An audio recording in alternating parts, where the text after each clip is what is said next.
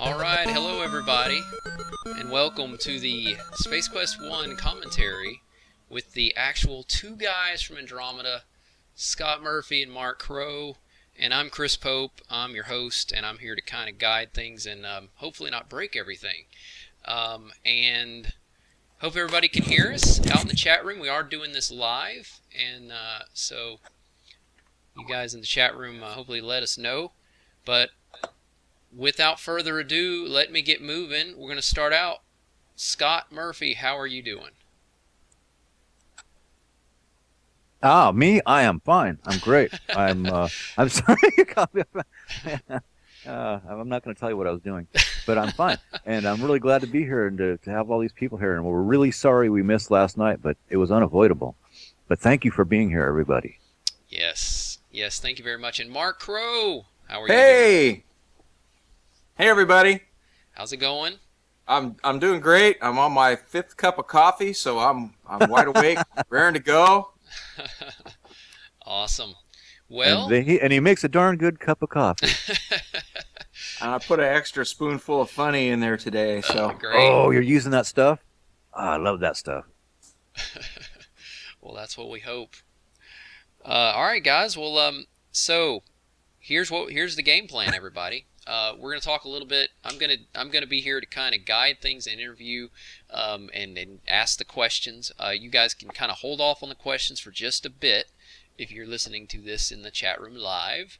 I have actually gotten some emails from the guys that sent me some yesterday that knew they couldn't be here for this, and I'll be reading those as we go along here. But here's how things are gonna work. All right, we are going to go through the different screenshots of the games. A few years ago, me and my psycho fanness, I went through and took screenshots of every moment of the game pretty much. I didn't do a lot of deaths, and I know you guys, you probably want to see lots of deaths, but the idea here is we want to make sure we move through in a decent fashion. And if I was to play the game, I'd probably die so many times that we would never finish this thing today. We want to do this for each one of the games. So we're starting obviously with Space Quest 1, the EGA version, right? And the only approved version. The only approved version by Scott. And we are going to then, of course, do the next one. And hopefully we can do the next one coming up soon. I'll announce when that'll be. And we'll try to knock these out one right after the other. So we're really excited about this. We hope you guys are too. And again, we apologize. We had to push things off a bit because of the weather. But it's best we get it moving this way. That way we're not having to worry about our internet's cutting out. We also would recommend you guys out there listening live to make sure you close any stuff that could be taking up your bandwidth, because what we don't want is a bunch of people yelling in the chat room they can't hear us when it's because they're downloading torrents or something. We've closed everything on our end that could be sucking up bandwidth, so please do the same. It doesn't affect us, it just affects you guys, is all. So that would be great. So let's start out with a couple of questions I know everybody's on there, that's on everybody's mind, and that will be Scott and Mark. Let's try to do it in less than a few minutes, because I know a lot of people read articles. How did you guys come up with I know people probably already know this, but just to be straight, keep things straight, how did you guys come up with Space Quest? Oh, Uh, gosh. You know, well, go ahead, Mark. no, take it, Scott. I'll fill in. Okay. Well, okay. I guess we can, if I go really deep, if we go deeply into the genesis of it, Mark and I were working some very late hours on Black Cauldron together at Ken's house, and Mark had already done some art. I think, didn't he do some art on King's Quest as well, Mark? Yeah, I had done some animation on King's Quest and was well into designing the backgrounds and stuff for Black Cauldron. Yeah, and then I that was when I kind of begged Ken to let me in on the game programming, and so Mark and I was working a regular job managing product/customer support. Management changed their idea, their opinion every 3 months of what it was called. But anyway, I asked Ken, so he goes, "Yeah, you can do it, but you got to do it after hours." And so we would go out to Ken's house actually and work until like 3 and 4 in the morning sometimes.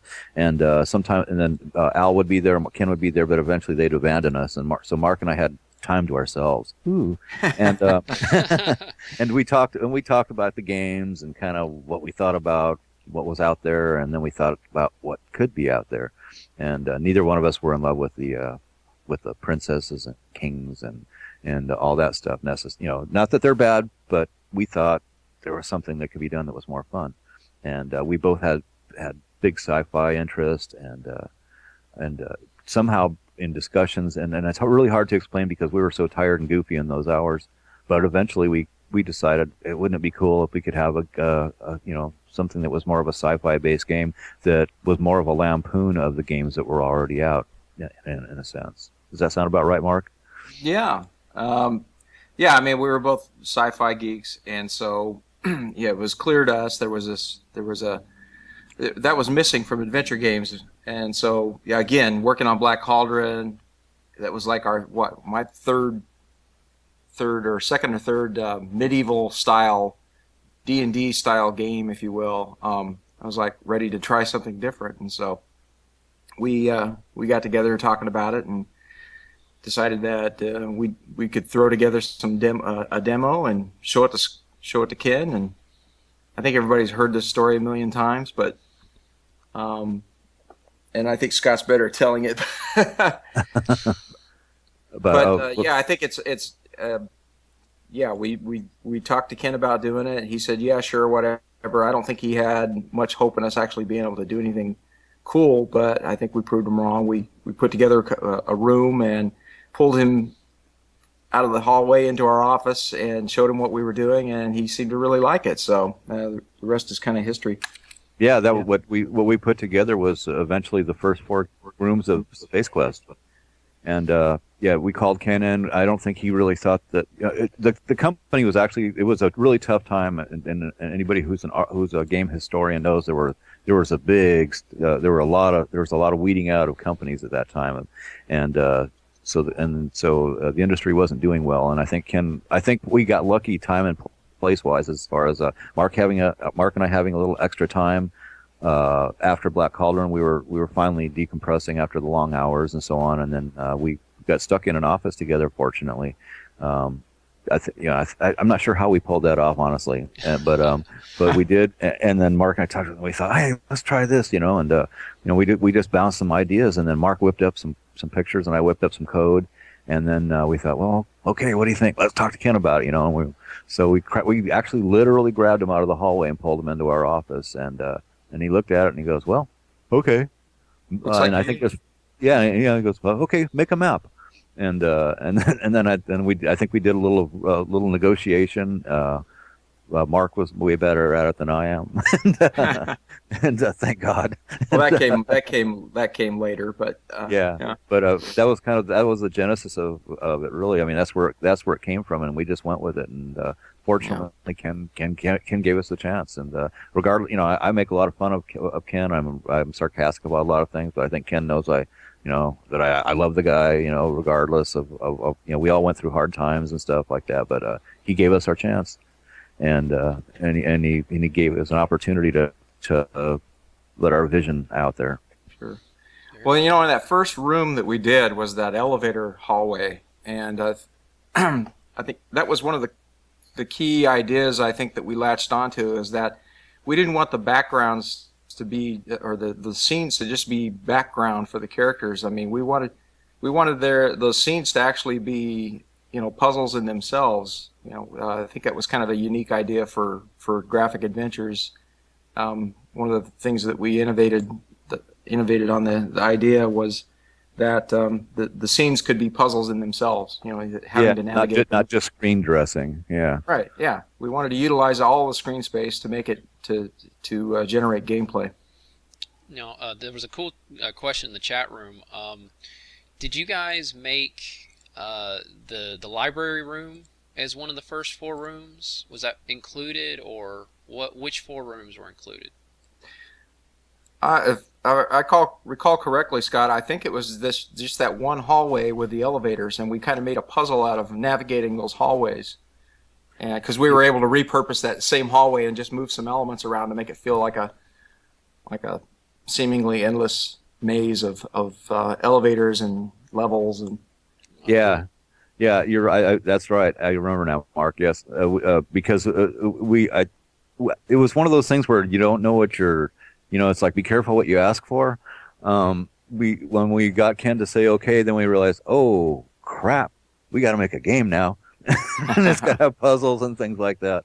And so Mark, we came up with the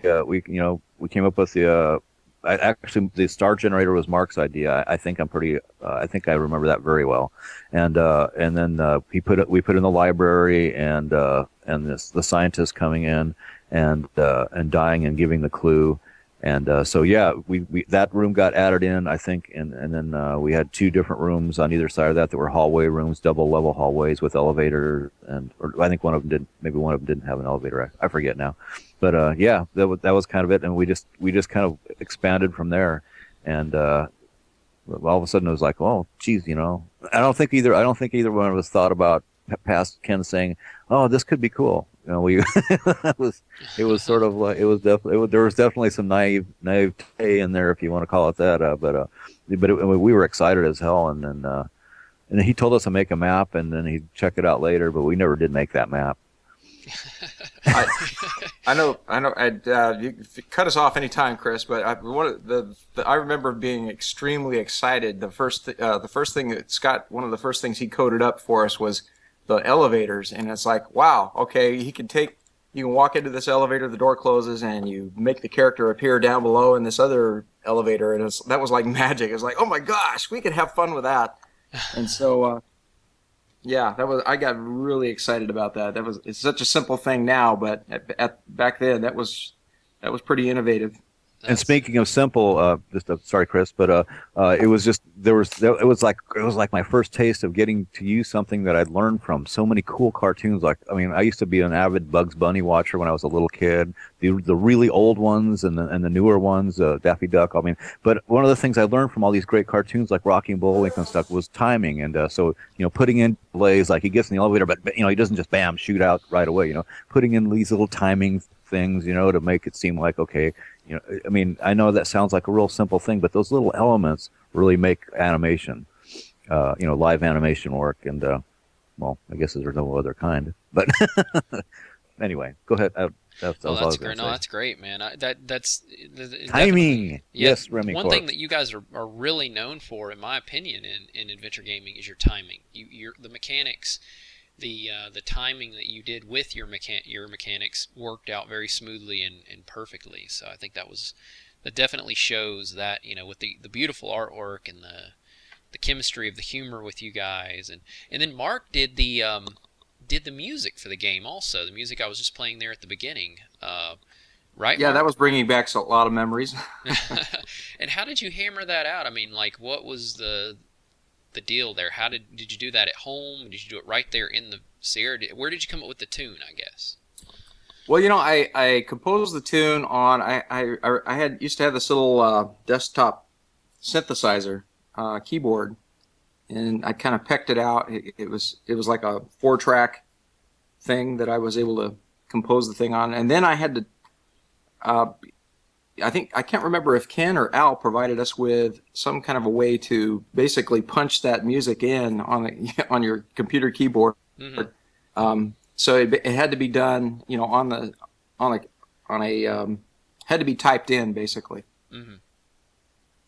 And that was very painstaking getting I'd it just imagine right. so, yeah. Wow. That's wild stuff. And then, so when the game was official and made and everything, do you remember how long it took you guys to make the game?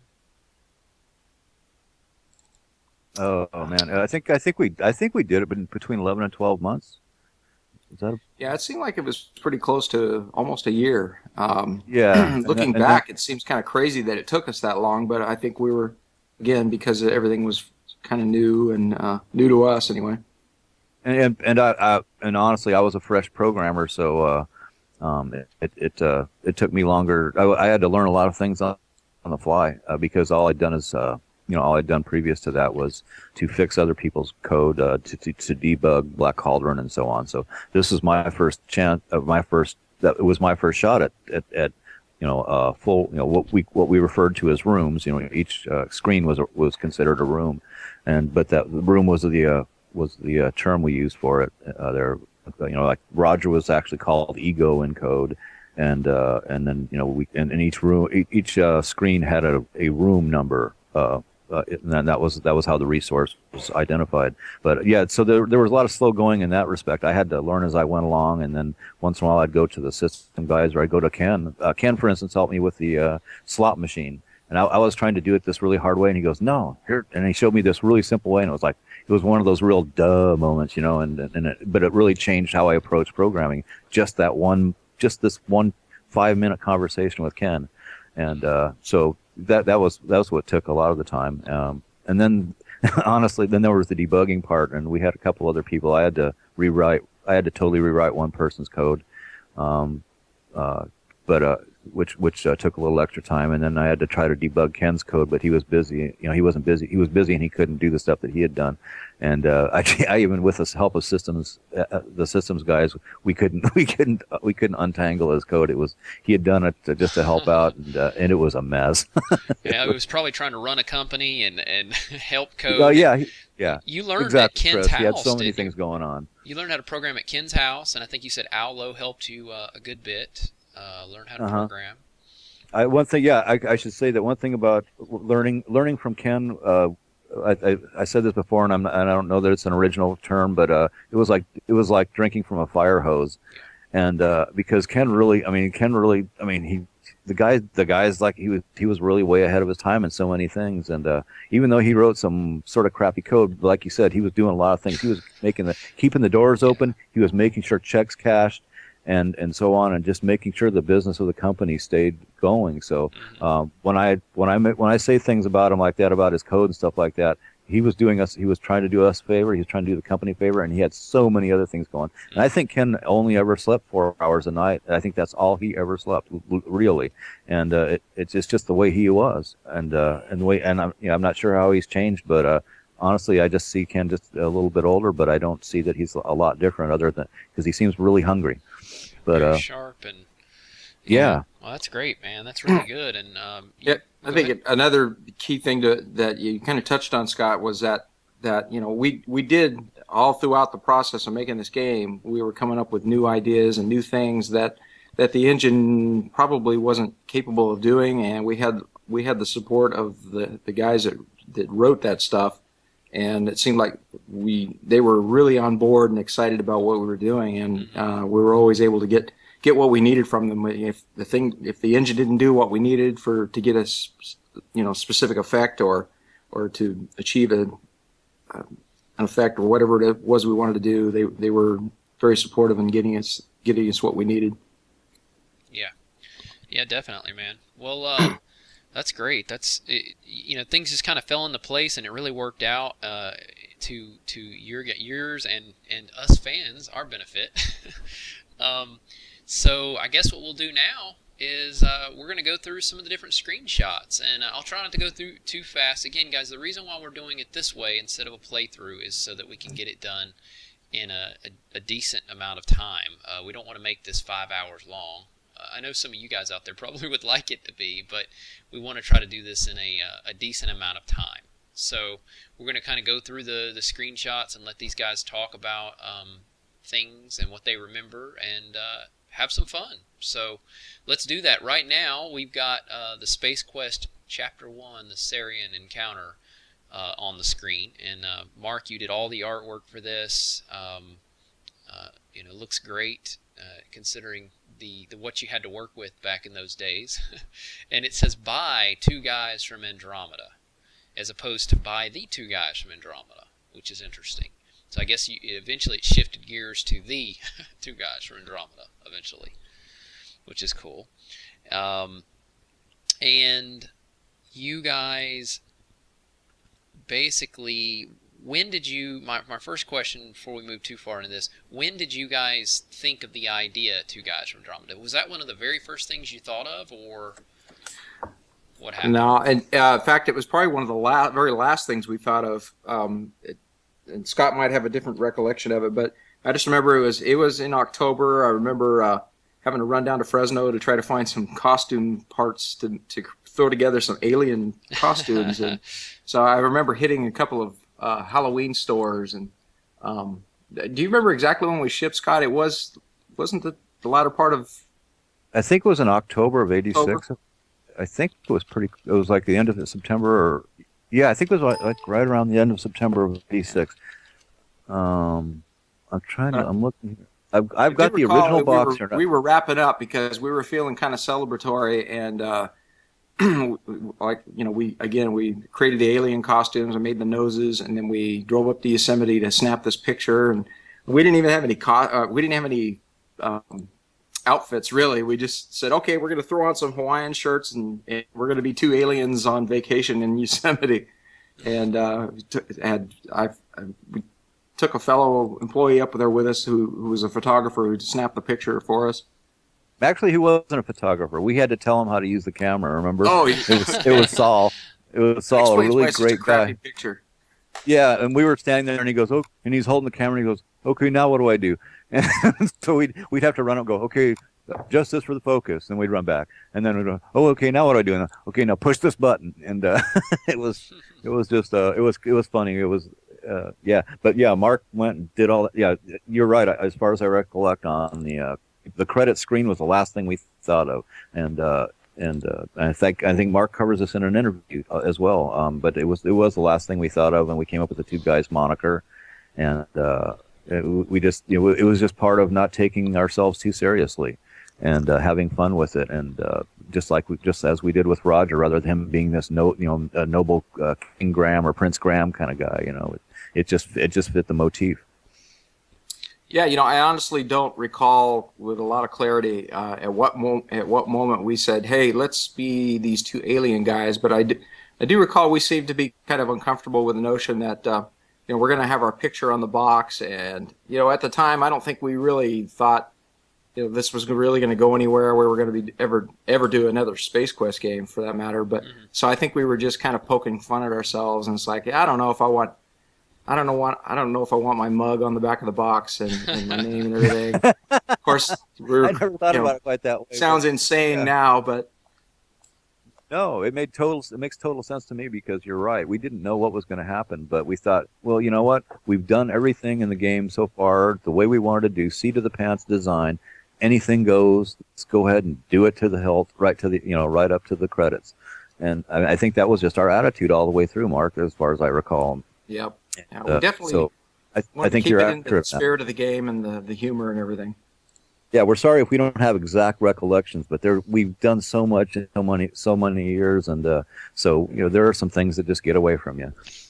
We didn't keep a diary and or anything like that.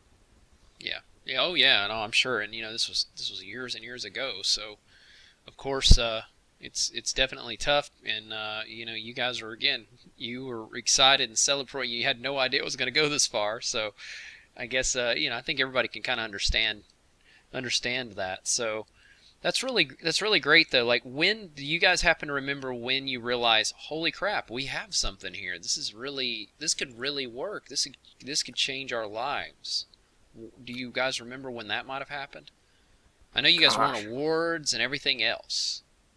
Well, we had the 3-month lead time on magazines. So I think what we were doing, I don't know how Mark was, but I was really apprehensive. I was worried about what our reviews were going to be like, because Space Quest was something that was, we didn't know know how people were going to react to it. We just hoped there were some like-minded people that would buy enough to cover a cost, and that Sierra wouldn't lose money on it.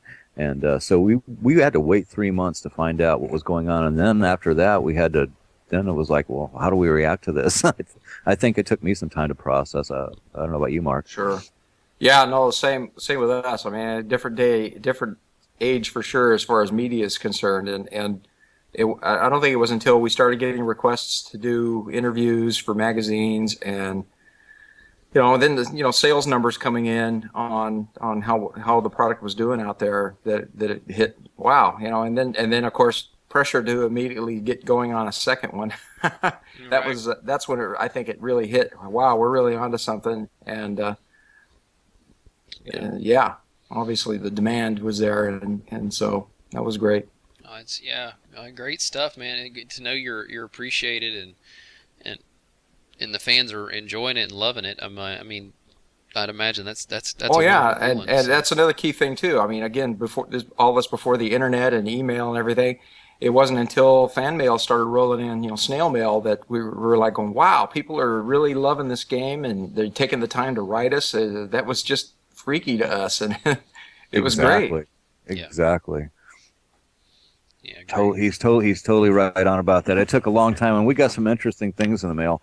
God, I don't know if you have that picture, Chris. I'm trying to figure out where it is. But remember that thing we got? It was from some people in Canada, and we got something called the Smelly Carp Award or something like that from them. Oh yeah, that's yeah. I remember. We never knew. I know I showed it to you, Chris, and when we met, when we were together before, and it was funny. But yeah, the thing is, we didn't have there was no email, and God, that ages us. But we didn't know. It took a long time before we started getting letters, and we're going, oh wow, well, I guess some people actually like this. Now what do we do? We weren't expecting this. It's like, oh crap, we got to make another game. Yeah, and that's exactly what Ken said. That was our reaction. Yeah. Here is one of the photos that I had documents that I had scanned in that you showed me, but I think that was 1990. Hey, by the way, Chris, I don't know if you heard me before, but I'm not getting any of the visual stuff on Twitch. Oh, really? Try refreshing your screen. I'm getting it now. I didn't get it last time. Yeah, so refresh your screen. I'm considering myself lucky. Yep. But this is one of the ones. Oh, there we go. Thank you. That I scanned in from you, Scott. But I can't remember if I'd scanned the Smelly Carp Award document that you had. I'll have to make a scan of it, and we can post it someplace because I think it's funny, and I don't know that we ever replied to those folks. I don't think we knew how to take it exactly, but I gathered it was sarcasm. Because I don't know, Canadians just overall are just such nice, friendly people, and it was funny. So I just assumed that it was just good-natured sarcasm, and I laughed, and that's why I still have it. I thought it was really cool. It was actually on rather heavy stock too. Yep. But I wondered how many they gave out to other people or whatever. What was their criteria? Right. All right. Well, let's see. I guess we'll go ahead and move on now and get into the game and talk about, and we'll kind of move through. And you guys can talk about things you remember, and we can move through. Try to move through relatively quickly. What we don't remember. And I'm sure the fans are also, of course, going to have questions for you guys in the chat room. I'll try to handpick and read those out loud and stuff like that. For you guys. Do that. We don't want to miss on those. So here we go. And you guys should now be seeing one of the very first screens where you get to choose your name. It should be popping up there any second. Roger Wilco. Where did you guys come up with the name Roger Wilco? Actually, I was inspired by Roger Wilco. There's a series of books. There's a guy who used to do cartoons he used to be a cartoonist. I'm not sure if he's even alive anymore, but his last name was Kleiben. And he had this book called Never Eat Anything Bigger Than Your Head. and it was just he ended up making a really famous cats calendar and stuff like that, but they're all his unique hand drawings. And if you can find Never Eat Anything Bigger Than Your Head or Whack Your Porcupine out there someplace, I recommend that you check it out. If you like Space Quest, you're going to look at some stuff and you're going to go, what the hell? And then other things you're going to look at and you're going to laugh at, or you'll just grin at, or you'll just say, wow. The guy really... I sent you guys a link. Yeah, okay, cool. Oh yeah, there he is. Yeah, I love that picture. Hang on a sec here. Yeah, Roger Wilco. In fact, I think the caption was Roger Wilco lived in Vermont where he ate only the heads off of chocolate bunnies. But it was just a name that fit. I had seen this. I'd had it for a few years, but it was just like, well, I can't think of anything better. But the thing is with Space Quest 1 was that you were allowed to name your own character, and Roger Wilco was just the default if you didn't. And right. So it wasn't necessarily it wasn't intended to become the name of the whole series, because we didn't have a whole series planned. But we had. But and the other thing too is the first Roger Wilco, he was a little pilot dude with a helmet, and so that seemed real fitting for that character. He's as the default name. Mm-hmm. Yeah, Roger it was Wilco. one of the. Yeah, it was one of those things like when Mark and I would be sitting there and one of us would throw something out and go, hey, oh, that's good. Or, sometimes that's good. Let's do it this way. But Roger just, it just stuck. And I think I don't even remember if I showed you this, Mark, or when we were talking about it. I think I just described it to you if I remember correctly. But, yeah, my copy of the book, unfortunately, is just like all over the place. No, I remember those books well. They lay around the office, and they were a constant source of inspiration. And whenever we needed some weird ideas, we would always refer to those and get into a different mindset. Yeah, and one of the funny things about those books, I know this is a side thing, but you look at the books and then you go back, look at some of the cartoons and go, what the hell? And then you pick it up 2 years later and you'll look at the same thing and go, oh, and all of a sudden it clicks for some reason. And so it was one of the cool things about it. It wasn't like one of those books you look at and you just toss because you've seen it all. But this book, this always fascinated me. This guy's imagination. Yeah. Like he had a picture of Houdini escaping New Jersey, and it was just a picture of him running from these factories and stuff. And it was just some of the stuff was really stupid, some of it was funny, some of it was bizarre. Yeah.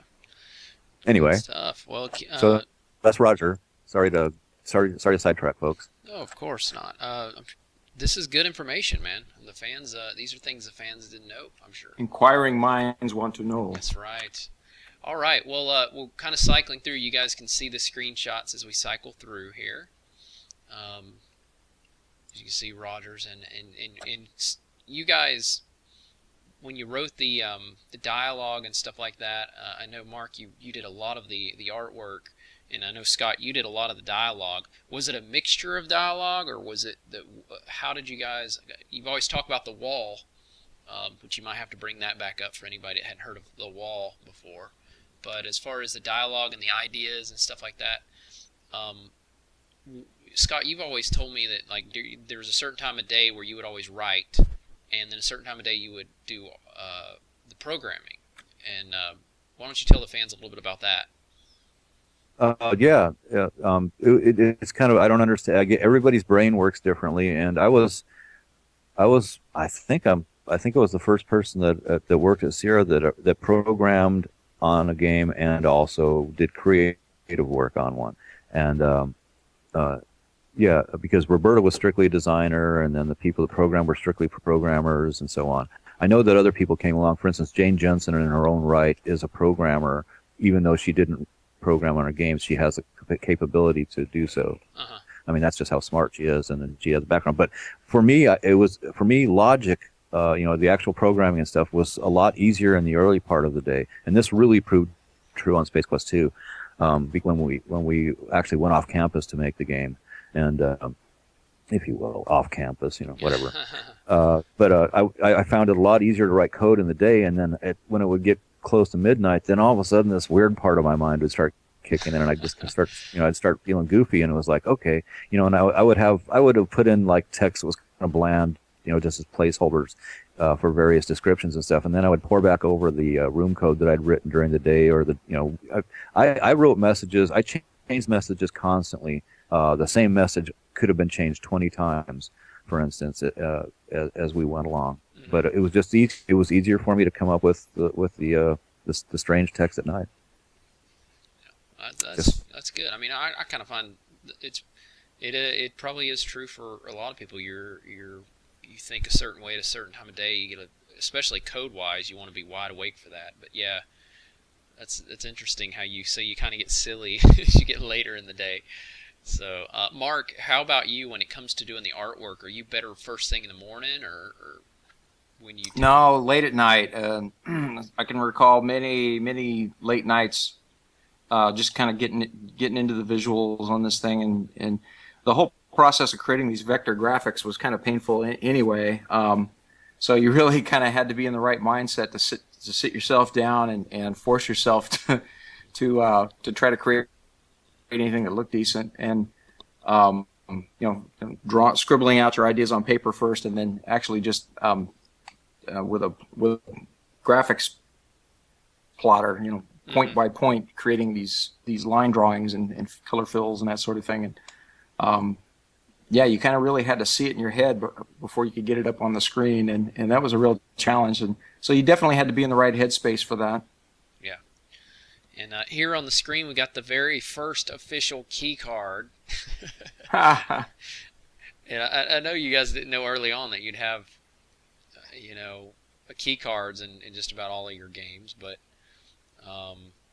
that's just classic stuff there, man. The key card, the very first key card that Roger gets, and he takes from this dead body here and moves on. Here's the first elevator, at least in the way this was played, going down. One thing, I mean, I don't know if it's just me, but one thing I noticed about Mark with you and your artwork that I didn't notice with any of the other Sierra games really is that you did a lot of blues and purples, and you did amazing things with them. I don't know, man. To me, if I was going to draw the inside of an elevator, I probably wouldn't have gone. I guess some people could say it's pink, but like, what gives you that kind of? Is that just something you immediately see when you're drawing something like this back in those days? That I want to use this as kind of my external color, and this is the inside color for this particular room, or what do you do? How does that work in your mind? Sure. Well, I mean, you want each different area to have its own palette. Of course, when you're working with such a limited palette, that's difficult to do. But well, blue's my favorite color, first of all, so it was easy. That could be subconsciously why I picked that for the spaceship, but I definitely wanted to have something that was kind of a subdued, futuristic kind of feel, and so, I don't know, blue worked for me as opposed to gray or green or whatever, and we definitely wanted to have that contrast where, I mean, you're in this blue environment, and then you're thrown into this bright yellow environment on Corona, and we definitely wanted each area to have its own unique color scheme as much as possible, so that was kind of the goal there. So it was kind of a conscious decision to do that. Yeah, I love the blue too, and it was one of the reasons that Mark's art on the first couple of rooms really just, I mean, it really, it had just made it that much better for me. Yeah, really, really cool stuff. Uh-oh. Hello? All right. So another thing I noticed is, like, obviously on different systems, it looked a little differently, like, what was it, on like the Tandy versus on, what was it, the Amiga or something, the color scheme. Did you have trouble with that? Did you have to go back and like redo some of it? Or it was Apple? Yeah, thank you guys. Thank you, chat room. I don't recall ever having to redo any of the art. I think that was, if anything had to change, I think that was done programmatically or whatever by other people. But I don't recall anyway having to go back and redo any of the artwork for specific platforms. Yeah. Okay. Well, that's interesting. Yeah, definitely interesting. Kind of how it sort of looked different. I guess just the way it portrayed it on the screen. But here we go, getting in the escape pod, and I remember when I was younger, seeing this particular screenshot of just it blown up, and I was like, "Oh, this is really cool. I'm in a spaceship," and I think at that moment I was really hooked. When I got to get in a spaceship, that was it for me. I was like, "All right, I'm done." So, did you guys know from the get-go we want Roger to be able to get in? Obviously, he's got to have some way to get off the ship, but like letting the player get to control a little bit of the ship and all of that. Not just he pushes a button and he shoots off to the planet like C-3PO and R2-D2 in Star Wars: The New Hope. You get to kind of goof around with the system a little bit and push buttons, and that's really cool. And so I like how you guys did that, and you had to do it in a certain sequence. And well, sure. I mean, it's we want it to be an interactive experience, not just a movie that you're watching. And so, every aspect of the game, we wanted to incorporate some kind of interaction, whether it's something as simple as pushing a button or whatever. You feel like you're in control of what's going on. Mm-hmm. And you guys got your inspirations from a lot of things, I'm assuming. There was some Star Wars elements in there, and Star Trek, and all of that. Was there any particular one of those particular sci-fi genres or whatever that you focused on mainly for this first game? Was it more? Let's put it this way. I guess a lot of people would say it's a little bit more Star Wars driven. At least this first game is. But sure. What was your thoughts on that? Well, absolutely. I'm a huge Star Wars fan, and the influences are obvious. And whether or not they were, subconsciously put in there, that's I don't know. But yeah, definitely, it was influenced by that. And there were some really cool things in that movie that I wanted to try to explore in an interactive environment. And so, we did that. As much as we could without getting ourselves into legal trouble, anyway.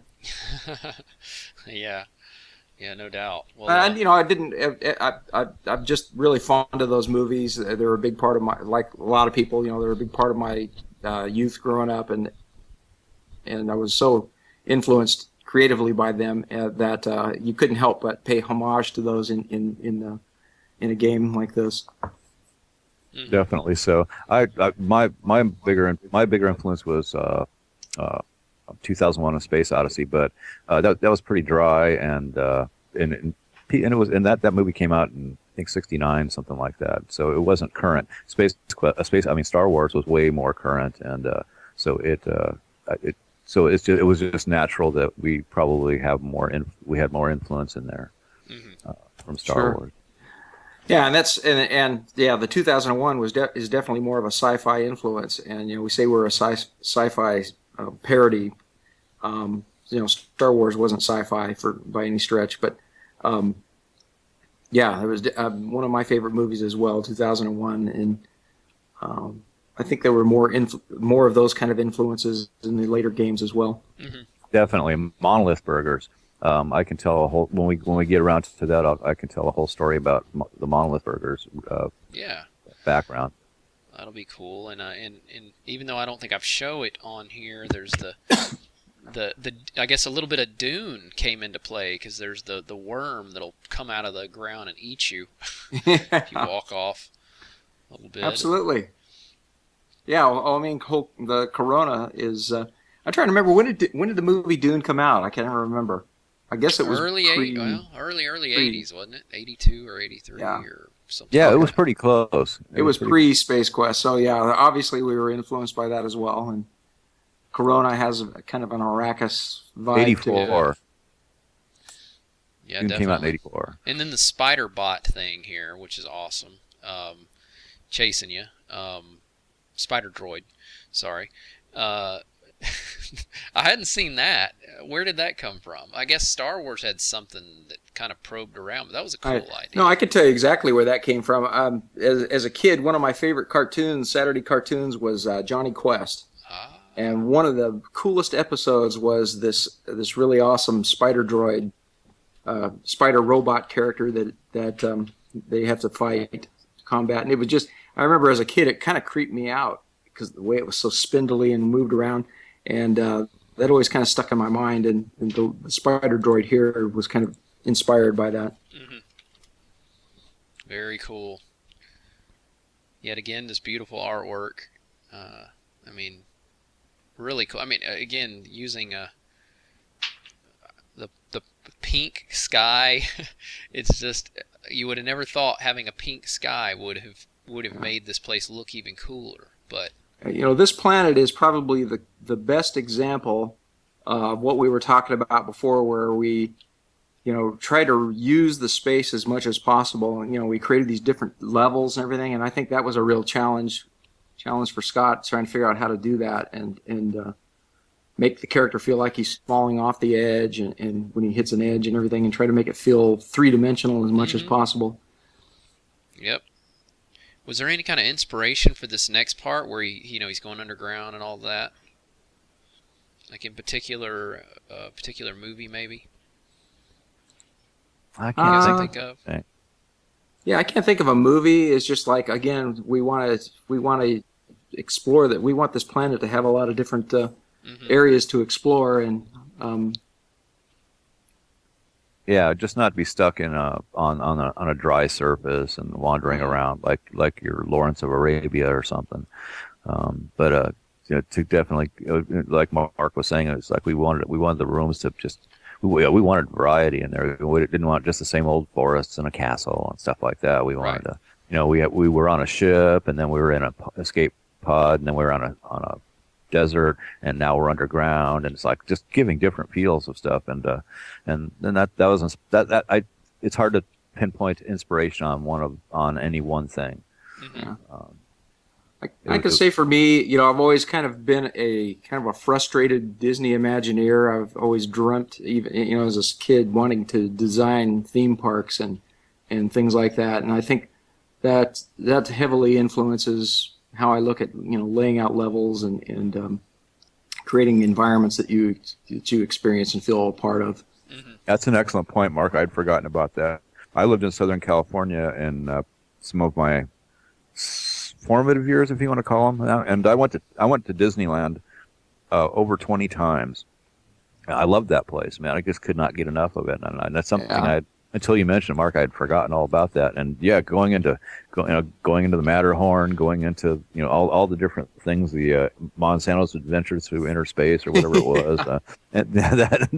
Oh man, that was cool stuff. I mean, you went to this one place and you got all these different themes and all these different they really worked hard to take your mind to other places, and so I guess I never thought of it, but we owe Disney a lot more than I ever thought about. Definitely was a big influence for me, as it is for a lot of people that have been inspired by their imagination.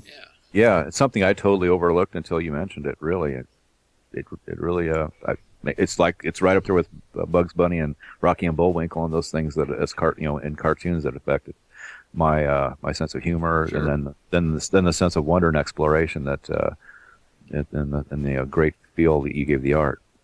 Yeah, it's funny too because we get so much email and stuff from people who have grown up to become part of the game industry as a result of being inspired by our games and games in general, and just in the very same way, that's kind of what inspired us as kids growing up, as the Disney Imagineers and the movies and everything. So it's the same thing. Well, one, if I can ask a question from the chat room, one of the questions was about the translator. Hang on, let me pull it up here. This is from Slipgate, did you make the dialect translator after making the Coronian aliens, or did you put it in there early on and eventually made the Coronian as someone who would make the item exist for a reason? Whoa! That's deep. Anybody? I don't know how to answer that. Let's see. So the translator, that was the device so that you could actually understand the Coronians talking? Yep. Okay, I'm actually having to refresh my memory a little bit on that one. Yeah, I'm having a dig way back to some damaged brain cells. Yeah. Again, we just saw that as a puzzle opportunity. I don't think we put a whole lot of thought into it. I mean, if you rationalize it, it's probably kind of dumb that they would make that available to you. Yeah, there was Hitchhiker's Guide had the babblefish, and I think that's how you pronounce point, it. Yeah. And so but we didn't want to take that because I know that I'm pretty sure you do too, Mark. I hold Hitchhiker's Guide in pretty high reverence. Doug Adams is just brilliant stuff. I mean he's a person really missed. Somebody pointed out that he died. I forget 11 years ago this month, something like that, and but still his stuff will always resonate strongly with me. But yeah, he had his thing, but we didn't. We didn't want to. For some reason, Doug felt more sacred to me. I never felt like ripping him off. Right, exactly. We definitely were. We enjoyed listening to his material. Thanks for reminding me. I remember us sitting around in the office listening to the radio show, and getting inspired by that. Very cool. And to address a couple other things, one of you guys in the chat room had asked if these screenshots were available. I'm going to be making them available on the AndromedaGuys.com website, so you'll be able to download these all pretty soon. So check that out. We'll make an announcement when that's done. And the other question that came up real fast was, is this going to be recorded? Yes, it is being recorded, so you guys will be able to view it as well. All right. So continuing through here, running away from the spider droid, and we're going into the ORAT. Okay, so ORAT. Do you guys happen to know where you came up with that idea? I think, Scott, you came up with the name ORAT. I had just come up with this monster character that you had to deal with. Don't remember what the inspiration for it was, other than it needed to be a big, ugly monster, and and the name has no specific link to anything. Yeah, very cool. And then, of course, the two collide and explode. But he sure did become a very memorable character. Yes, he did. Yeah, as a ORAT on a stick, I'm sure. Thanks. Yep, definitely memorable. So then Rogers. Yeah, Mark went to Hawaii with his wife between games, and he came back and he brought me a shark on a stick. Oh yeah, that's interesting. That's something. That's something for Space Quest 3. But yeah, I think you brought one or two of them back, and I had that thing for a long time, and finally the string broke on it. But I had it at my desk, and it was like I just sit there nervously, just chomp, with it. And then eventually, ORAT on a stick became part of Fester Blatz's World of Wonders. Yeah, that's right. I forgot that was kind of the inspiration for that. Yeah, It was very, very cool. I loved that shark stick thing. That was a very cool thing. It was like, you could bring back anything from Hawaii, it'd be so cliche, but the shark on the stick thing was awesome. Yeah. I loved it. Dehydrated water. Yeah, boy, that was a bit of brilliance, wasn't it? I always wanted to do something with dehydrated water. I don't know why, but it was just it got into my head, and we just had to do something with it. Here we are, the Coronians talking to them. The skimmer. I know this is one of my favorite parts as well. So, correct me if I'm wrong, but were you guys the very first to have an arcade sequence in one of the adventure games like this? I believe we were. I can't remember. Somebody can correct us. Feel free, but I really think we were. Yeah. They're saying, I think they're saying so in the chat room. Usually we can always count on the chat room of keeping us straight on the facts. Yeah, I know that's much. There's a lot of debate over whether or not that's good or bad as far as having those things. I know that they were very frustrating for a lot of people. Mm-hmm. Yeah, that's and if you've seen any of our interviews, or if you've Twittered with me, or done anything on Facebook, you've seen that we've had this. I had a lot of discussion about stuff like that with people, and we came to realize, and we offered play arounds on it in Space Quest 4.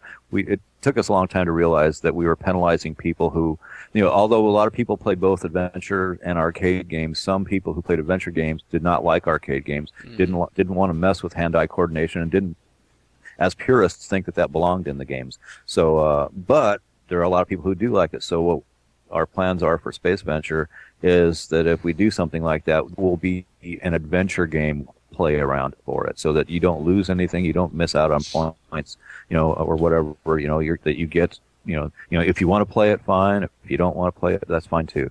But we feel like there are enough people that love them that we don't want to deny them that. And as you'll see sometime in the very near future, we already have one specific plan for one. Oh yeah, definitely.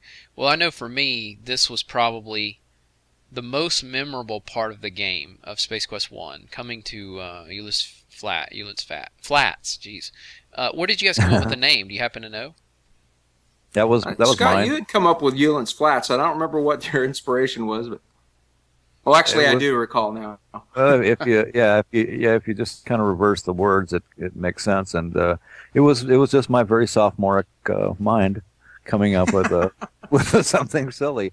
And what amazed me was how few people got it, and then later on people say, oh, I know what that means, so I at first I thought, oh, this is just so obvious, and people are just going to say, oh, these guys are just really childish jerks, or just whatever, or they'd say these guys because they didn't know Mark didn't have anything to do with something so stupid, but but he would take the blues as much as I did. But I thought it was cool, and it was just one of those moments late at night. All right. And no, it wasn't inspired by an actual event. In case anybody's thinking about it, it honestly came from my imagination, and not from an orifice. Right. All right. Well, here we are. We're now in the bar again. This is another very memorable moment in this in the game. I loved the different bands that you guys had playing. Were you guys nervous you were going to get sued? No, I don't think the thought ever even occurred to us at that point. It's like we just figured everybody who sees this is going to laugh, even and take it for what it is. I don't think that. Well, again, at this point in time with games, it's like I don't think lawyers were even. This was even on their radar. Mm-hmm. Exactly. Yeah, and I don't, and as far as we know, nobody else did this sort of thing. They didn't make pop culture references in games, and in our minds, the one thing that we knew, we always thought, we did think about parody and stuff like that, and we thought, we thought, well, as long as we don't use them to sell the game, and as long as we don't portray them in a bad light, that we should be okay, and that that people would, that whoever these people are wouldn't mind, until we ran into Toys R Us. Yeah, we'll get to that here in just a second. Now, At that point in time, I would have thought to see yourself in somebody's game like that would have been very flattering, and I think it seems like for the most part everyone took it with, I don't know. I can't say that. I don't even know if like the Blues Brothers guys, I don't know if either of them ever saw this, so they're probably not even aware of it. or the ZZ Top. Did we ever hear from the ZZ Top people? People, there's an urban legend that says they did, but no, they never did. We never heard from them, and I think that anybody that represented these people looked at it and thought, if this sells a couple albums, what the hell? This is a tiny thing. They probably didn't think we were, they definitely saw it as a plus. Sale. Yes. Yeah, it wasn't hurt. We didn't portray them badly, and everybody that was ever an act always, had to play in a dive at some point in their life and their careers. So what the hell? Yeah. Well, we have some questions too. Let me see if I can get to those real fast. So one of the questions, questions. Hang on, you guys are chatting so fast here. There was a great question about the style of graphics, if it was something we plan to do for the new games. Well, yeah, go ahead and answer that if you'd like. Well, you know what? I was going to say, there was a time where I would look at these old games and I would kind of cringe because the graphics were so primitive, and it's like, I don't even want to look at that. That looks terrible. But I've come to appreciate the fact that this is a style that that has a charm to it, and it is. I can see where there's appeal for this. Mm-hmm. It's something that we're actually thinking about doing, is possibly like the Monkey Island games, is actually providing a means to play the game in both graphics modes. Of course, that requires more time and money and everything. So yeah, something to consider. Yeah, that's right. Again, hide your kids, hide your wives, but sell everything you own. Sorry, I couldn't resist. So here's a question for you guys. So we got the graphics question answered. Sort of. You guys asked about getting sued. They asked about getting sued. That's fine. Did anyone ever complain to Sierra about their kids gambling at the slot machine game? No. I think no. Oddly enough, no. No. Not to my knowledge. No. The interesting thing was that after Space Quest 1 came out, and forgive me for people who already heard this, but we got a letter from some parents, and which really disturbed me in a way. But the thing that was interesting, what they said was that our kids are running around the house calling each other wing nuts, and if that's the worst thing they'll call each other, then that's fine with us. We're really happy that we know that we can set our kids down in front of a computer with your game and not have to sit there with them looking over their shoulder and worrying about what they're going to see. And by that being disturbing to me, it meant that we had this responsibility all of a sudden, and it was, because it made me worry. It made me worry about doing things where there was content that was just not fit for family consumption, and so and Mark and I never really went there that much, I think, but I definitely there. If you look and if you have the kind of mind I do, you'll find some things that are definitely questionable. But and this is where I talk about Rocky and Bullwinkle, for instance. Rocky and Bullwinkle was a and I know a lot of you probably have never seen one, but it was like a stereo track on the dial on the writing. There was stuff in there that was just for the kids, but there was stuff in there that was just for adults. And the same with the old Bugs Bunnies that had people like Humphrey Bogart and people like that in them. There was something that only the adults would get, and something that the kids would love, and there wasn't a bad area in between. It was like there was a really clear definition. Really, it's like if you didn't have this kind of mind, you weren't going to get this particular reference or whatever. And kids wouldn't, they wouldn't just look at it and go, huh, or just move on. It didn't make any sense to them or whatever. And so whenever I did things that were questionable writing wise, I tried to,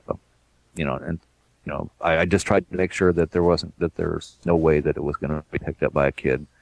And in the wrong way, but an adult could sit there and chuckle to themselves, maybe, So I really love that Rocky and Bullwinkle strategy. It was cool. Yeah, that's great, man. It had me as a filter too. I don't recall any specific cases, but I'm sure there were some times where I probably raised an eyebrow and said, "Hey, I don't know, maybe we should rethink this." Well, we did change a couple pieces of dialogue, Mark, because after you would blaze through art and stuff like that. I don't mean blaze through, but after you went through all, you did so much art, then you go back and you take a look at the text and stuff and recommend changes. And there were definitely times where I went too far with a couple of things, and I think that you convinced me to alter a couple of messages. Mm-hmm. And cool. Rightly so. I don't. Yeah. We were a democracy. Do you happen to remember this? The doorway coming down the stairs. There's this writing on the wall there, and it kind of reminds me of the same writing that you see in Space Quest 4. Was that meant to be writing, or was it just meant to be design at the time? No, that was purely design. But it ended up being similar characters when you guys made Space Quest 4 and the copy protection and the time machine and all of that. I remember. Sure, yeah. I just at the time when we did this art, there was no conscious effort to try to, other than to make it look like it was some kind of hieroglyphic patterns, but not. There was no meaning behind any of that as far as translating. Conspiracy. I'm just kidding. Yeah, no hidden messages or anything. The language of a different civilization. Yeah. Now I say that, and somebody will probably go to Space Quest 3 and see the same images and interpret it to mean say something awful. Well, I do remember coming in Space Quest 4, returning back here and seeing that, and I was like, that wasn't there in the original one. And I tried to put it in the time machine thing, and nothing happened. But then when I went back and played this one, I was like, oh, it was there originally too. Never mind. But, all right, let's see. So moving through, continuing on with the screenshots. Here we go, and another favorite part of the game, Tiny's used spacecraft. I always thought Tiny looked like he was holding a gun right there. But really cool used car Tiny's salesman. not so tiny. Yeah. And great humor here. And here we are. Droids be us. All right. So which one of you guys want to tell this story? You guys I'll go for it, you Scott. didn't get sued, or you did get sued, or what happened? Droids be us. We had droids are us in there, and obviously why the subject even comes up. And the interesting thing was that we had it's kind of an interesting story. We had droids are us in there, and I think we were doing I think we were doing an updated version, Mark, because it had already shipped, and we got a letter from the legal representation for Toys R Us. And it was lame. But the interesting thing is that Mark's wife was working as Ken's secretary, as I recall, and she got a letter from them, and we just happened to be, as I recall, we were standing in the hallway, not many feet down from where we drug Ken into the office for the original Space Quest 1, and she brought a letter out, and it talked about how they wanted it was basically a request for a cease and desist on using the R-Us thing, which is so ridiculous, because if you look around now you see R-Us things all over the place. It's ridiculous. But and it was kind of funny. Ken was like really bold, and in a moment of humor, he said something about I forget what it was, but it was basically in defiance, and then he said in P.S. thank you, F you, not in that exact way, and pay us the $75,000 you owe us, because they had them, we'd sent to them, but they hadn't paid their bill. And but then the weird thing was that about, I don't know, what, an hour or two later, Mark, I think King stuck his head in the door and said, change Toys R Us. And so Mark just stuck a bar under the R and made it a B. That was that simple. Yep, it was pretty simple. And apparently that sufficed. It was kind of funny. It was funny because when Mark and I were together in Eugene, we were talking about that, and Sandy had forgotten all about it also, but she had to deal with so much mail and stuff like that. It was just one of those things, and it had escaped her mind as well. It was kind of funny, but we were disappointed that Ken haired out on us on that. But it's like, looking back at that, that was kind of pretty historic when you think about it, because I think that was probably the first time a game company had been threatened a lawsuit against them about that. And unfortunately, I kind of started a trend, I think. But I mean, but you can't buy that kind of publicity, so it worked in our favor. Yeah, and I think that it's done nothing but did nothing but make Toys R Us look bad, and as somebody on here mentioned, they could really use the publicity now. So, definitely, they're definitely not the company they once were. Yeah, well, that's really cool though. This is another fun part of the game, getting the droid. And of course, that's some Star Wars. Actually, you guys told me that Stroids is a trademark of George Lucas, isn't it? And you guys said one Yeah. time that you were surprised that you didn't get into some trouble for that. Yeah, that Yeah, still that was amazes me to this day. I had Yeah, no that was an idea. ignorance is bliss situation. We didn't know that. In fact, I didn't know droids was a trademark until I saw an ad for a droid phone, and and since I finally got an HD, I was able to see the fine print, and that the droids is a trademark of LucasArts or Lucasfilms or something, whatever it is. But I don't know. There was something about those guys. They had to know about the game. We were competitors and so on, and so they must have known about it, but they never bothered us about it. They did, the Lucas people didn't have a problem with it, and we never heard a word from them. And I was in retrospect, I mean, I'm really grateful that they took it in stride and just didn't worry about it. I think they really showed a lot of class by not making a big deal out of it and just kind of like accepting the not exposure. They don't need it. It certainly didn't need it from us, but they were just real classy about not making a big deal out of it. I mean, there were certainly many other homages to Star Wars in the later games that were more blatant than that. That they didn't seem to raise an eyebrow to either, and we're actually very thankful for that. Yeah. Well, you guys did parody a lot, and I mean, I don't know what the laws were then, but you're allowed to parody things according to law. So it's just you have to, I guess blatant trademarking is the main thing.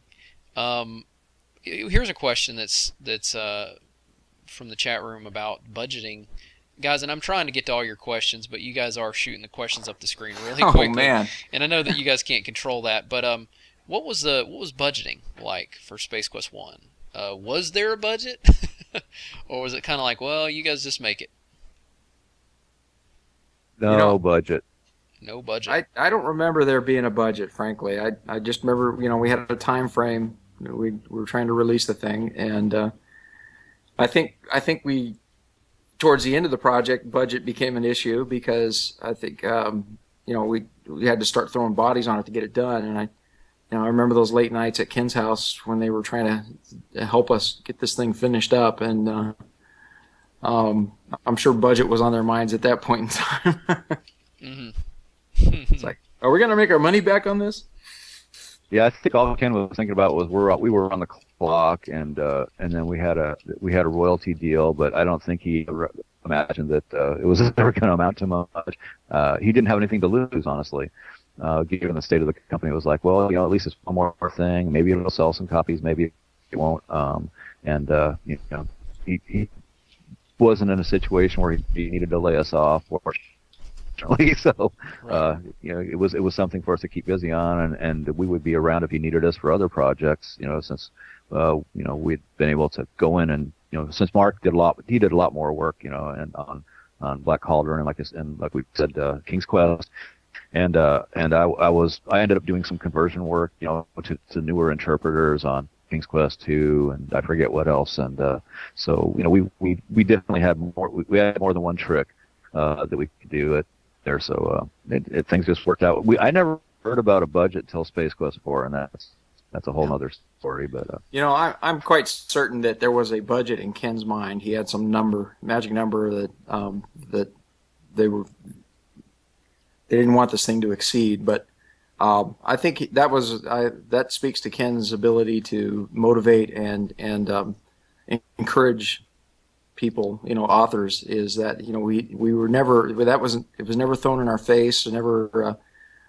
we were never threatened to be shut down or anything because we were over budget, and he was very nurturing in that respect. Yeah. The thing I talk about in the budget on Space Quest 4 that was another rough time for Ken too, and there was the systems group was becoming huge. The teams for games were becoming huge, but we'll tell that story later. But the fact is, if you look at Ken has he has an account on Kickstarter, and if you look, I mean, he was always very supportive of Space Quest, and and no matter what I say about him, most of the times when I'm talking about Ken, I make fun, but the thing is that I really, I mean, we owe a lot to him, and if you look at what he said about Space Venture, for instance, on Kickstarter, I just saw that thing for the first time yesterday. Somebody sent me the link. I wasn't aware of it, even though Ken and I have communicated. Ken's not a guy that's really good at expressing emotion to a person necessarily, unless it's an emotion that's maybe not a pleasant one.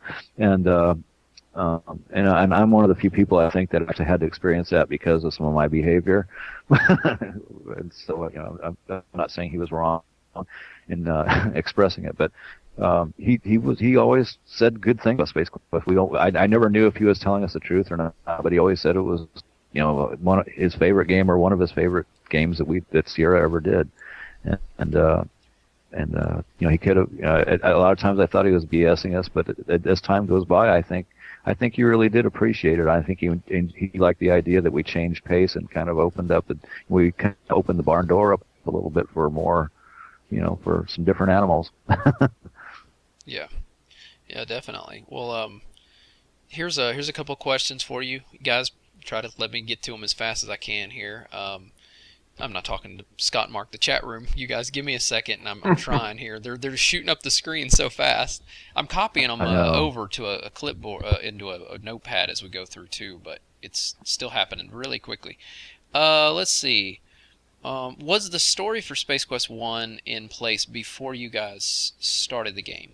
Like, how did the planning phase go, or did you kind of make up the story as you went along, or how did that work? Sure. Well, I don't think we definitely didn't have a completed story in our heads when we started. Again, the whole thing was like, initially we were prototyping on the fly. It's like, we want the game to be futuristic. We want to be in space. We want to go to all these different planets. And then, definitely as we were going along, we were kind of formulating the storyline and everything. So it did happen on the fly to a large extent. But about halfway through, we had a pretty good handle on what the story was and where we were taking it. Mm-hmm. Cool. It was definitely a seat of the pants. We had like a beginning and an ending, and then then we would think of a couple places in between, and then we would just kind of link it as we went along. Mm-hmm. Yeah, we were definitely untraditional game designers. Yeah. I think that's it was definitely a luxury that it's one does not get to enjoy nowadays in game development. But again, that was the benefit of us just kind of treading new ground, and that creating something that hadn't been done before. We only had to communicate with each other. We didn't have to worry about keeping a team busy, and that's the other beauty of it. Yeah. Yeah. Did Ken have much creative input in the game, or did he just kind of let you guys go wild with it? We did what we wanted pretty much. If we were worried about certain things in the game, honestly, there were a couple of things we did where we kind of hid it. We wouldn't put things in demos, and then we would just go ahead and there's a story about Space Quest 4. And a feature that we got to put in, but there were some. So we didn't really have to hide things from Ken. Ken was so busy that really. I mean, the man was a working fool, and I don't mean the fool in a bad way. I just mean that he had so much going on. It was, he couldn't. Even though Ken maybe liked to micromanage a little bit, he just couldn't physically do everything. That he wasn't omnipotent and omnipresent and all that. He wasn't able to see everything that was going on with every project, and he had to deal with investors and there was so much on his plate. And I mean, if he could have not slept that 4 hours I mentioned, he would have not done it. But everybody has limits, so we got away with some stuff because of that, I think. But I think we would have been able to reason with him on certain things. His main interest was that we didn't get, he was worried about us getting sued occasionally, but I think that was really all he worried about. Did he know that the game? Did he know the game was a comedy versus a serious sci-fi game? Oh Oh, yeah, absolutely. I so. think so. Absolutely. Yeah. I mean, the stuff we were throwing in there, we were getting laughs from people, and so we knew we were on the right path. Hmm. But That I was part of remember our Ken pitch. busting up, playing stuff that we had come up with, Hmm. and that was very And encouraging. exactly, and Ken coded the last, the enemy ship at the end, which I can't for some reason remember the name of, and he actually put in code where you got 1 point for kissing one of the aliens, which I wasn't, which I myself with, but damned if I could find the code he put in to make that happen. So I actually wanted to change it, but I couldn't find it. And once I didn't find it, but once I found it, I realized that if I changed that thing, it would unravel a whole bunch of other stuff, and there was just no time. I mean, I had Jeff Stevenson, who was a brilliant programmer and one of Sierra's original systems guys, look at some of the code with me, and he just shook his head and threw his hands up. So, Crazy. Well, but yeah, Ken definitely understood it was a comedy, and he got into the spirit of it by putting in that kiss the alien, get a point. Absolutely. I mean, yeah, he was in on everything that we did. I don't think there were any surprises. I mean, yeah, what's the first thing if you type in Ken in the hallway in the spaceship, or what's the first thing that happens? Ken pops up on the screen, and Oh. do you have an image of that? I don't actually have an image of. I forgot about that one, Mark. Ken Wow. walks on screen and asks, when's the game going to be done? Oh yeah. Holy crap! Yeah, guys, I don't think I even knew that one myself. Seriously. Wow. And that was one of the wonderful things about the parser that in my discussions with fans I've tried to help understand. There's no way you could do that with a point and click. Yeah. So you wouldn't get the that's same, why we're hoping for something. you wouldn't get the same effect. Hang on, I'm trying to find a screenshot. If one of you fans finds a screenshot and you want to paste that into the chat room, I will post it on here for everybody to see. But I was trying to Google an image for that, but apparently it's not one. Oh, here it is. I found one. Hold on, guys. I'll have that up there for you. And here it is. It's not quite as big as I'd like it to be, but quick job for you. Oh, I can hear some music playing in the background. Yeah. Oh, yeah, somebody's got a YouTube of it? Oh, that's cool. Yeah, I got a YouTube. Yeah, hang on. I'll pull that up here. Let me send you the link. Oh, I've got it. I think. Yeah. Yeah, the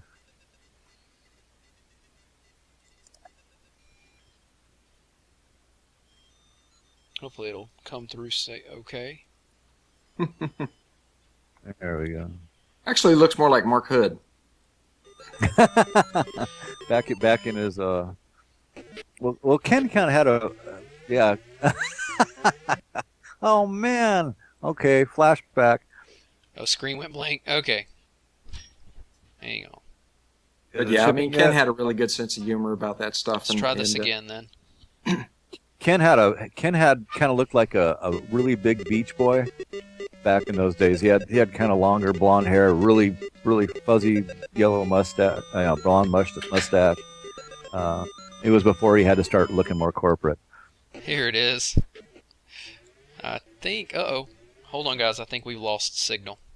We're trying again here. Uh-oh. Yeah, I don't know why it's. I think we should just do a parser-based game, Scott. What do you think? Oh, I love they that. They can't hear you at the moment. Oh. Hang on. I gotta get us Okay, back. refresh. All right, we should be going again here. The switching around video streams kind of cut us when I did that. Let's try this again. All right, you guys can hear us, I'm assuming now. Here we go. Some people are refresh. There we go. Oh yeah, iPad friendly. Yes, Web Shark. When we say we're going to just do a parser game, we're kidding. Yeah, please don't start quoting us. Here it is. Wow, I cannot believe I had no idea you could do this. I'm a failure. Now, so you got to go back and play the whole game and find out Shipping all it. the stuff that you missed. I want this thing shipping yesterday. Yeah, it looks that's great. Right, it looks just like him from Leisure Suit Larry 1. Awesome. Let me pull the images back up here. Hopefully we won't lose our signal, our connection again. Alright, yeah, I think we got a good crossover this time. Alright, so we're back. We're flying through this. Oh, here was a question for you. Says, I'm just going to read it exactly the way it was written. Did you already have the character of Sludge Vohall in mind during the production of Space Quest 1? Then we had somebody else say, he's Dr. Slash Vohall. But yes, good question. Did you know he'd become a villain in Space Quest 2? I don't believe so. I believe that didn't come about until Scott and I started brainstorming for Space Quest 2, and Scott had come up with the Slash Vohall, the scientist character for Space Quest 1. Mm-hmm. It was an homage to myself. I had an old boss, my old boss, the boss that hired me, that brought me in to be the man that became my boss when I managed customer support. Was a guy named Rick Davidson. He was a guy I really liked a lot. He and his wife. It was back in the old Sierra days when they used to hire couples quite a bit. Ken would get them to come up to Oakhurst and try to give both the man and the woman of the couple a job, and Rick and Sharon both worked there, and Rick became my boss. And Jim Walls, I think this was before Jim became a part of Sierra, but Jim Walls' wife used to cut my hair, and I used to talk to her about the games and stuff, and I think that's kind of how it got back to Jim. And then I don't know exactly how Jim and Ken got together on it, but on coming up with Police Quest. But anyway, I just let Donna run it one day, just cut my hair, whatever. I said, go ahead and do whatever you want. And she gave me this really spiky, weird haircut. And for some reason, Rick walked into the office and said, and this is Rick Davidson, not Rick Cavan. Rick walked in and said, "Oh, Slash Vohall, nice haircut." And he had this list. I still have it somewhere here, but he has this list of these bizarre words that he just had this mind for weird words. But anyway, that nickname got stuck on me. And in fact, the name Slash is, my cat was named Slash. If anybody has been to my Facebook page has seen, that was that. But Vohall just seemed like a really good name, and so there are some backstory elements to the Vohalls that people don't know about because we never got a chance to really go there. Some of it was going to be explained in Space Quest 7, but as we know, Space Quest 7 didn't happen at Sierra. Yes. Yes, as we know, very disappointed. But there's a future. And you never know. But we won't talk much more about all that. Here we go. We're getting into the ship. And here we are. So this is cool because the Sarian ship has a lot of reds and stuff. So the artwork shifts from like the blues to reds. And I love the artwork here with the pipes. It's kind of gradient looking. Yeah, Mark did such good stuff here. And it looks like an inset more than an actual full picture. I love it. Mm-hmm. Yep. That's just out of laziness. I didn't want to have to draw all the whole screen. This was towards the end of the project. I was cutting corners here. I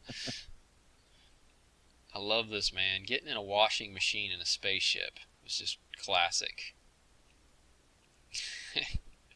Turns it on. It's great. Very cool. Moving through, there's Alien, Sarian. Oh, wait, no, what does that say? Which way to the little boy's room? Hilarious. Elevator.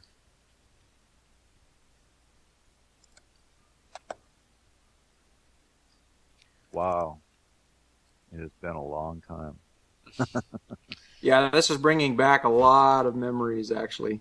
It's a lot of late nights creating this art. I'd imagine so, wow. At F6 to fire. Sarah. Repulsor ray. Great stuff. Moving through. In fact, I'm zooming into Oakhurst, California now on Google Earth so I can go back and visit my little teeny two-bedroom apartment just up down the street from Oakhurst, where I spent many a late night creating those pieces of art. So you created the art on your computer, and then you just copied them to floppy disk and walked them to the facility? Yeah, pretty much, yeah. Yeah, this was before being able to way early, before email network. them to myself. Mm-hmm. Yeah, we didn't have modems. We barely had our own computers. And there are many times where you'd be halfway through one of these things, and you'd save often, but the thing would crash on you, and you would just lose, or I would lose like a couple of hours worth of work. I learned the hard way. Now, did you sketch out on just with a pencil how you kind of wanted the scene to work, or did you just kind of boom hit it with the computer and start going with it? No, I would definitely have a pencil sketch of what I wanted to do, and later on, when the graphics got to be a little more complex as far as when we got into doing the higher resolution stuff, I would actually draw the images on acetate and lay them on a computer screen and trace them that way. Oh, wow. Man, if only you would have kept some of that stuff, Mark. Oh, yeah. I wish. Talk about being worth something to the fans out there. So here we go. We're blowing up the ship. Kaboom. Was there art you made but didn't use? That was a question by Hello Jello 9 in our chat room. No. So I don't piece think of art art. you used. No, there was never a surplus of art laying around. No. Yeah, the amount of time that everything we did was there was no surplus code, well, except for in Ken's room. Actually, I did toss some code away and recode part of the Corona, the Surface, but that was done by somebody else, and it because there were just some problems, and it couldn't be fixed it couldn't be fixed. It had to be reprogrammed. But art-wise, those resources, no. Mark worked his butt off on that stuff, and everything he did, we used. Very cool. Question for you: Were there innocent Syrians hurt in the making of this game? No. Well, it depends. We don't know if there was a janitor aboard or anything. There could have been, but otherwise, they would all have been considered like the evil empire. So in a parallel universe. Yeah, there may have been a parallel Roger Wilco on the Syrian ship. So that's awesome. It's possible, but we really never gave it much thought, and and that's why you don't see anything in there about no innocent Syrians were hurt in the making of this game. Yeah. Did Froggy Me wanted to know if Mark, you used any like ANSI ASCII art. If you ever saw any like bulletin board BBSs that kind of impressed or influenced some of the art that you did for the game. If I've seen any what again? Like bulletin board systems, the early bulletin board systems and things. CompuServe and you guys stuff. Said you didn't have they used modems, art like so that. chances are you probably didn't.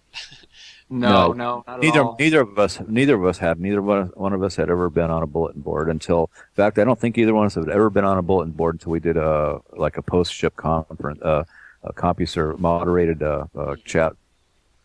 I think we did it for 2 and 3 or 1 and 2 or 3. I forget now. We had some pizza and beer, and somebody actually typed for us because neither one of us are whizzes at the keyboard. Very cool. I guess I should. Yeah, I definitely remember feeling a Yeah. little inadequate there, being able to keep up with all the questions and everything. Kind of like right now. Yeah, there's so many. You guys are asking so many good questions, and it's just like so hard to keep track and get them all. Yeah, definitely. Oh crap! There's not a street view for that. Coming up on the 2-hour mark here, June 9th is when I did this, 2006. The end. Wow, we pretty much.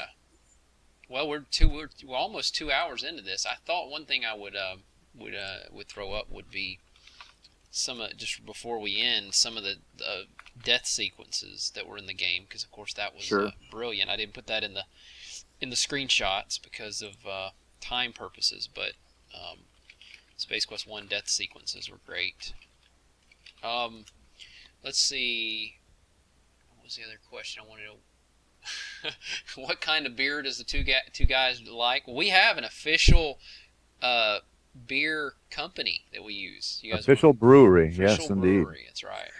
And if you know anything about Sierra history and employees, there's a man named Mark Hood, who's a very good friend of mine, and he's living in Poulsbo, Washington, or he's actually living in Bremerton, Washington, which is across the sound from Seattle. And in Poulsbo, he's made a brewery. They opened up a little over a year ago, and it's called Sound Brewery, as in Puget Sound. And they make some fine products, as Mark can attest to just recently. Yeah, I'm sitting on a case of that stuff right now. A case? You told me you got a couple bottles, you bastard. Oh. Anyway, they make some very fine beer. Mark has been refining his brewing techniques, and they've opened a company, and they've got a really good brewmaster, and if you live in the Seattle area, their stuff is all over. I think they're close. Their stuff is being is on tap in close to 100 locations in the greater Seattle area. And so if you get an opportunity, they also have, if you look up, you could Sound Breweries on Facebook and on Twitter, by the way.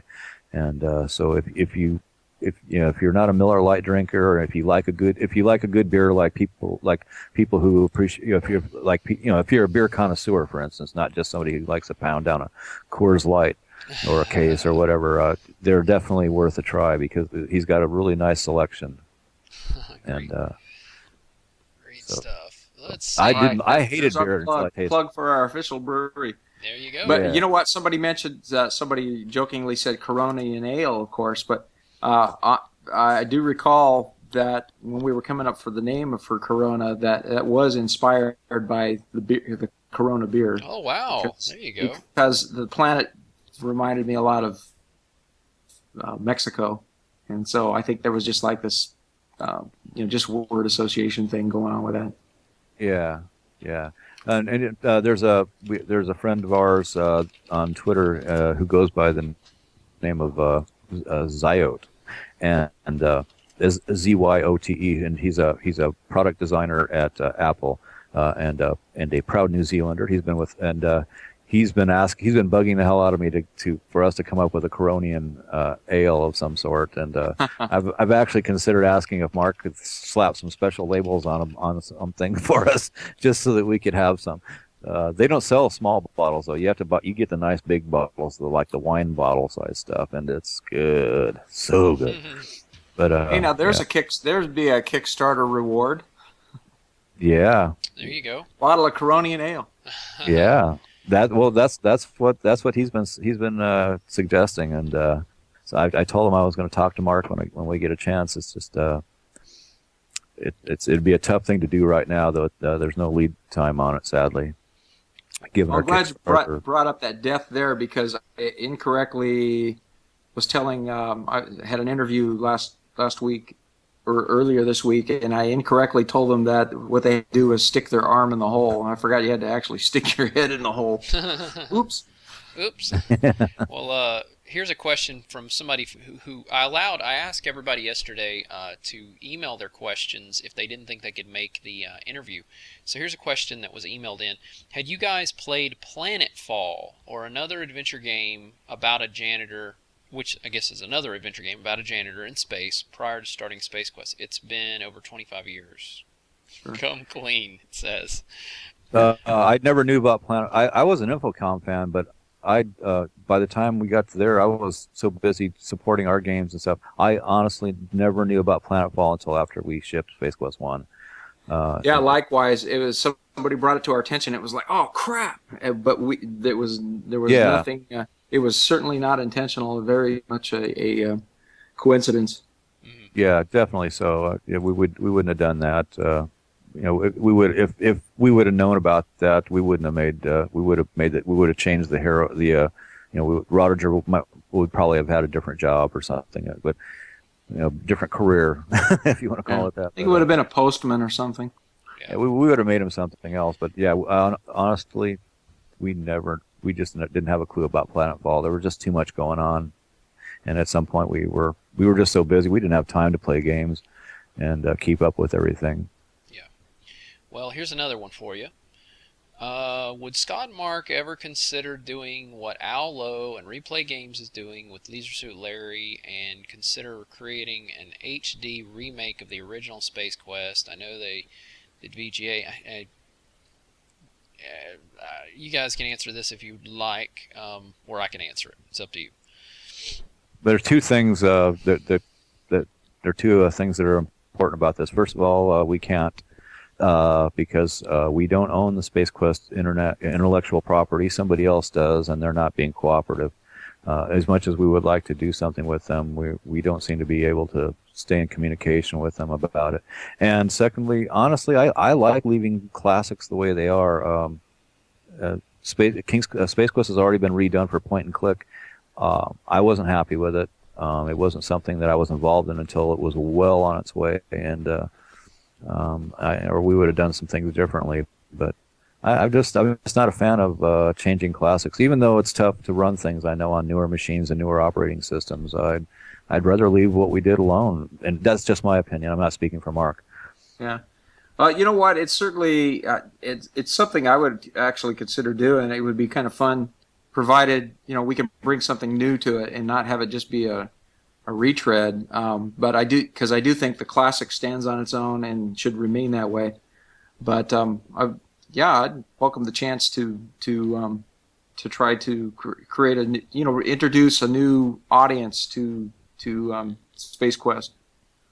Yeah, well, I want to add to some of this, you guys.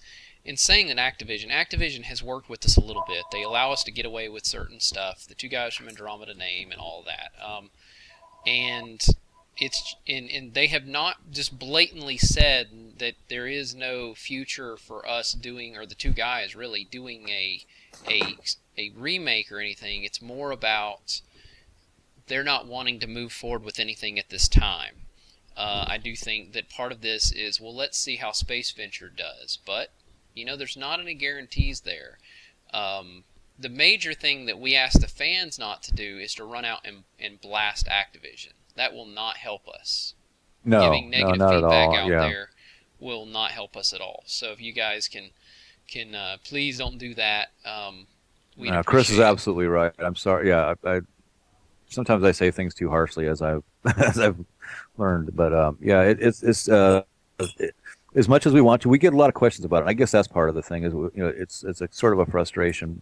But it's not a frustration. It's a frustration just because we don't have it. We don't own it. Yeah. It's not anything we had control over. And Activision acquired them totally legally. They spent the money for them.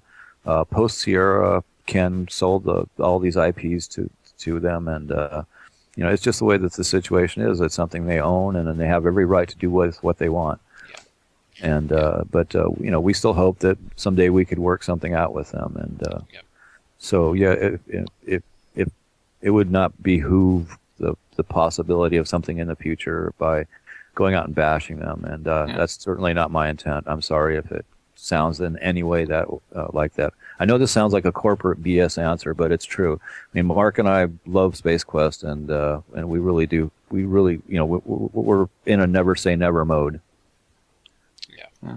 I was going to say, we're going to have a real party making this new game, and the success of this game could certainly help pave the way towards making that something that happens in the future. So I'll just throw that out there. Yeah. Let's see, and then also I just want to give a shout out to Richard Hammond, who sent us in a lot of questions, but I think we've answered most of them. So I'm not going to run through any, but still.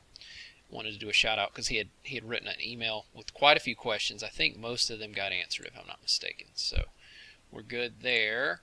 All right. Well, guys, guess what? We are going to be announcing the mystery character here for you guys, and we're not going to do that right now live. what we'll do is we'll post an update. We thought you guys would be excited to know it's about to happen. So stay tuned. Look for an update on the Kickstarter coming up. Hey, somebody send me some lotto tickets. Yeah, this is what our friend in Portugal is. I need to get Michael. I hope that's how your name is pronounced. Michael was the guy that suggested the bar, the names at the reward tier where you get your names in the on the bar wall. Yep. And he's been a very strong supporter. He's annoyed his friends into contributing to the game, and I want to thank him personally because I know that he's if you follow this man, I will.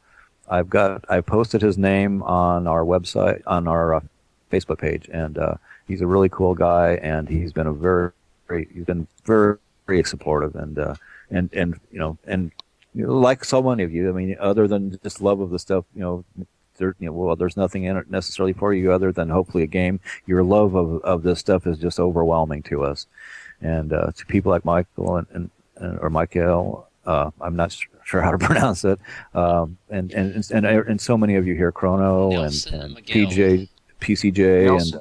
Nelson, Hey, Nelson. Miguel, it looks like.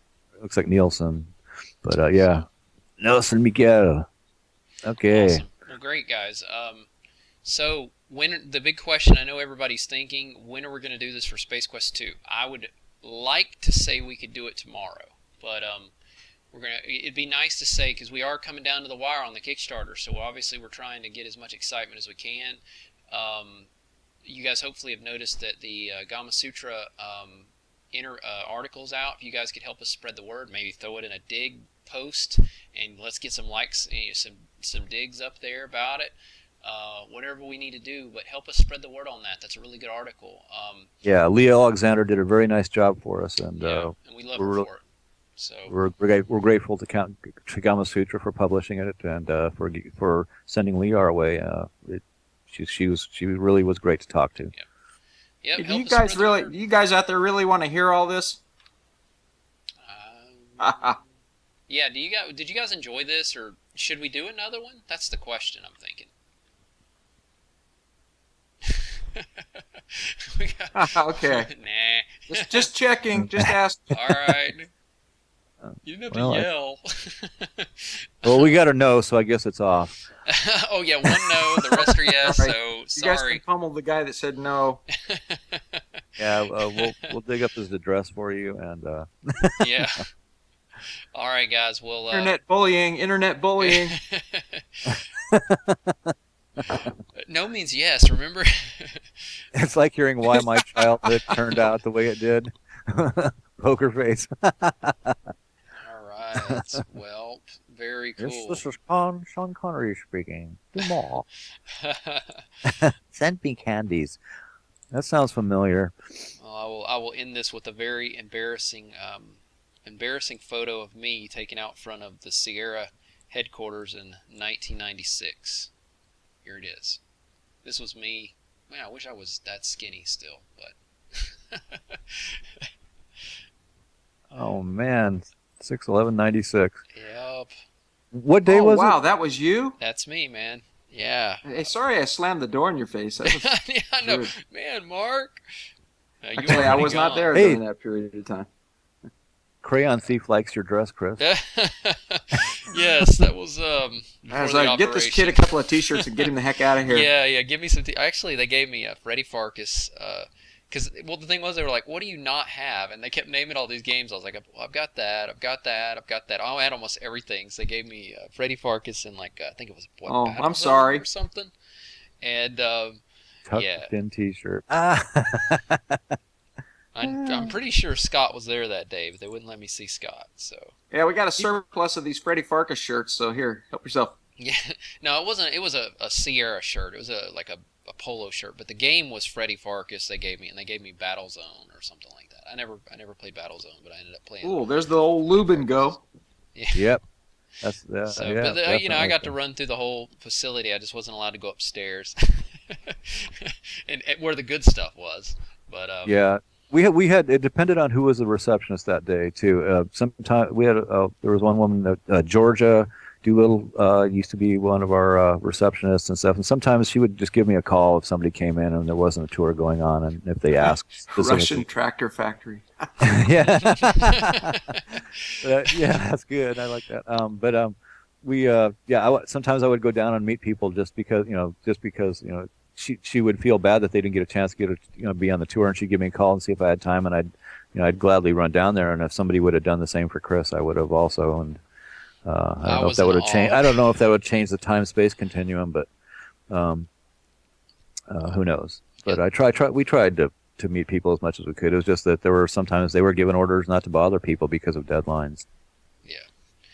All right, guys. Well, we're gonna take off. It's been 2 hours, and we hope you guys have enjoyed it. We're gonna continue to doing some more of these, and hopefully the quality was much better. Hope you guys enjoyed that. Now that we got that all sorted out, and again, we'll be doing more of these. So check that out, guys. This will be recorded, and of course, and posted here in just a second for you guys. So help us spread the word. Bye bye. That's not Ken. Hey, what's cool is if you guys have Google Earth, you can go to those locations in Oakhurst and see those buildings on the. Are we off? No, we're still on. Oh, okay. Yeah, you can see those locations through Google Earth, which is kind of cool. Yeah, man, you shoot us some of the links of the different places, and I'll post them out there. That'd be kind of cool. People could. Thank you, Slipgates. I'm glad you could make it to this one. Because you're in Western Australia, right? But it's great. I see a lot of familiar names here and a lot of new names, and we're grateful for you guys all showing up and spending time with us. And we're sorry we couldn't get to all your questions. It's we're trying to give you as much cool information as we can, and there's just not enough time, unfortunately. Yep. All right, guys. I'm sorry. Sorry, I thought you. No, that's okay. I was. Yeah. All right. Well, say goodbye to guys from Andromeda. Goodbye. Thanks, everybody. Really appreciate you being here, and appreciate the support. Oh, yeah. Enjoyed chatting with you. Yeah, we appreciate it more than you guys can realize, I think, and it's really uplifting. It helps us out in some really tough times. So thank you, and we look forward to talking to you guys again. Bye bye.